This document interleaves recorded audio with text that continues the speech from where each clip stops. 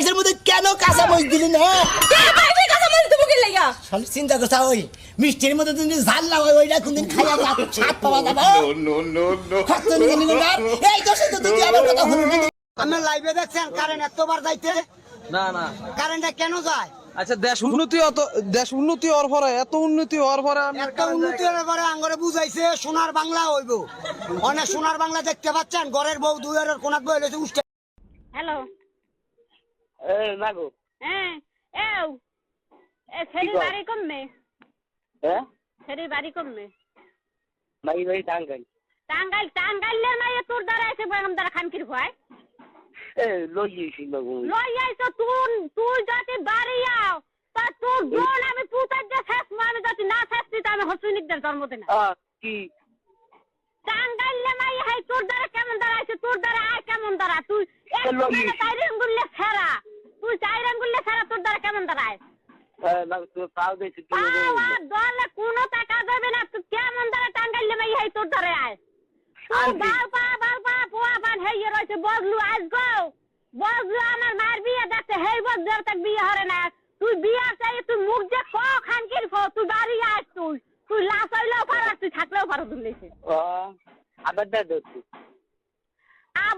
আপনি কোন জেলায় বসবাস করেন? আমি জেল তাই না। জেলে থাকেন না আপনি? না, কোথায় থাকেন? আমি বাড়িতে থাকি। বাড়িতে? আপনার জেলে থাকার কথা বলছি না, বাড়িতে থাকার কথা বলছি না, বলছি কোন জেলায় বসবাস করেন? আমি বউ লাগে থাকি। হ্যালো হ্যালো হ্যাঁ হ্যালো কিটা ভাই? কি রে বেটা তোর বউ আইবে না আমার কাছে কান্দাকাটি করে তুই তো বাইরে গেছিস কারো আরে বেটা আমি এই সমস্ত কথাই তো কই বেটা, সংসার ভাঙার অবস্থা ডাইরেক্ট বেটা। তোর বউ আই আর করছে কত ভাই দেখছিস আল্লাহর কসম ভাই, আমার জিন্দগি তো তার লগে কোনো ধরনের পারিবারিক শারীরিক মানসিক কোনো সম্পর্ক অর্থনৈতিক নাই। আমাকে ডিরেক্টিভ চালাবে কইছো। আমি কি না বলা না হয়তো বাস দুষ্টামি করে চলছে আর দেখছে না হ্যাঁ তুমি কি তোমার স্বামীর ভাত খাবা? হ্যাঁ ভাত খামু যদি আমার টিকটক করবার দেয়, আর যদি টিকটক না করবার দেয় তাহলে আমি জামাইয়ের ভাত খাবো না। চিন্তা করছেন মানে টিকটক যদি করবার দেয় তাহলে স্বামীর ভাত খাবো, আর যদি টিকটক করবার না দেয় তাহলে আমার স্বামীর ভাত খাবো না। নেই ফেসবুকে যখন মেয়ের আইডি দেহস তখন তোরা অবশ্যই তোরা মেসেজ রিকোয়েস্ট পাঠাস। এটা ফেক আইডি না রিয়েল আইডি এটা যাচাই করস না।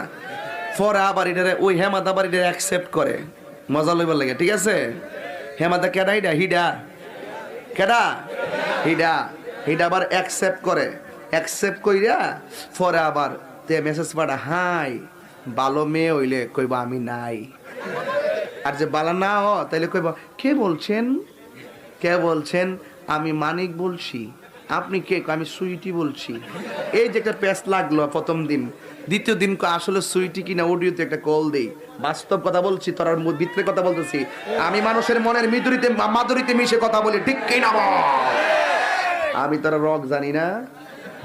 এরপর রাত্রে মেসেজ যখন কইছে ওকে হয়ে গেছে গা, একটা অডিও কল দে। যখন দেখে ফোনটা ঠিকই একটা মেয়ে ধরে ফেলাইছে।